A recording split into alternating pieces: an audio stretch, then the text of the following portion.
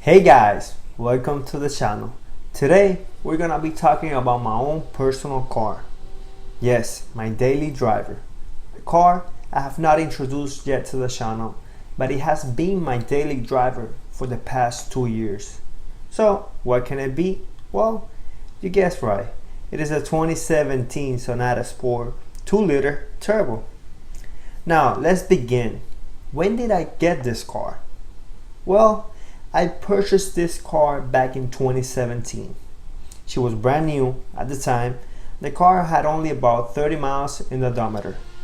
I basically was looking for something with 4 doors and something comfortable that would get me nice gas mileage, but at the same time that it had a little bit of performance in it.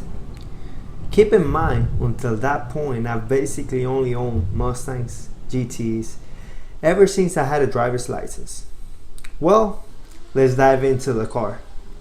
The car comes equipped with a 2-liter turbo that delivers 245 horsepower and 260 foot-pounds of torque. Depending on the temperature and road conditions, the car can do 0 to 60 miles per hour in around 6.5 to 7 seconds, which is not bad for a 4-cylinder family sedan. How is it driving the Turbo Sonata, you may ask? Well, in one word, it is kind of fun.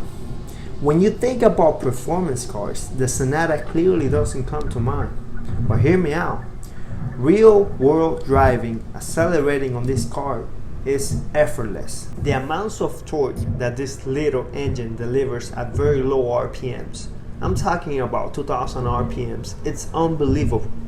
This translates, for example, passing a car at 40 miles per hour, no problem. Passing a car at 70 miles per hour is literally no problem as well. When the boost comes in, you feel it and you are moving. If you floor the car on first gear around 20 miles per hour, the car will literally spin its tires until it grabs into second gear. I have not taken this car to the track, but I will really soon. So you may want to hang around to see that video. How is the fuel economy? 21 city and 30 on the highway. But in the highway, I've done about 34 mpgs in a trip I did last year. However, in the city, I've not been so lucky. Going into boost can be very addicting, and with this small turbo, going into boost is not a problem. My gas mileage in the city is about 17 mpg. Not too bad considering I have kind of a lead foot. Is the Sonata comfortable? Yes, very.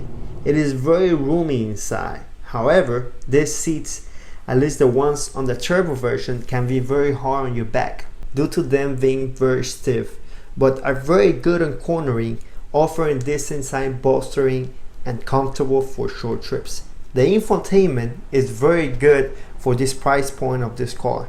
It offers Apple CarPlay and Android Auto standard on all Sonatas from 2017 plus.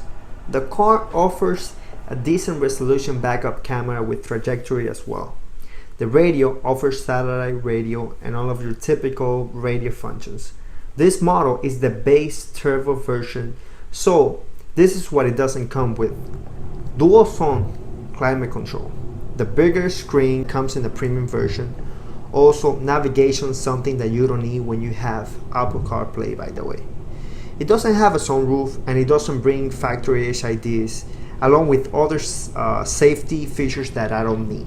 The pros compared to the base Sonata The non-turbo versions, besides the engine and the more responsive transmissions, are 17-inch wheels, which I think they look pretty good for a factory wheel.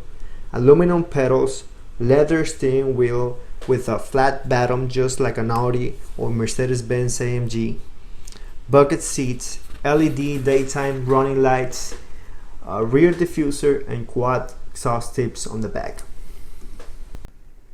The trunk is pretty spacious, something standard on this class of vehicles, very similar to a Honda Accord or Toyota Camry. No car is perfect, and this one is not the exception. Performance-wise, the car is not fast, but it's not slow neither. Fast enough for a family hauler, but this is what gets me. The performance of this car is very inconsistent. And yes, I know temperature and air density affects cars' performance. What I really mean is on the same day, at the same time. Let's say, for example, you floor the car and it pulls decent to the point where you're impressed. 5 minutes later, you do the same pull and the car feels like it's missing 30 horses. This not always happens, but it happens more times than not. Moving to the interior. I feel like Hyundai is using lots of plastics in the interior. And while it's normal for companies to do that in this segment of cars, there's literally lots of plastics everywhere. Not a big deal to me, but when the car is close to $30,000 brand new, it definitely calls your attention. Overall, I think that this car is a great daily. It looks good in my opinion. The motor offers lots of torque, is very comfortable inside, there's a lot of space, and for the price, it's really hard to beat. Along with Hyundai's warranty of 10 years and 100,000 miles. Overall, I think this is a great value, and I would recommend these cars to anyone that's interested in a brand new sedan around the $30,000 mark. I hope that you found this review to be helpful. If you did, please give it a like and consider subscribing for more.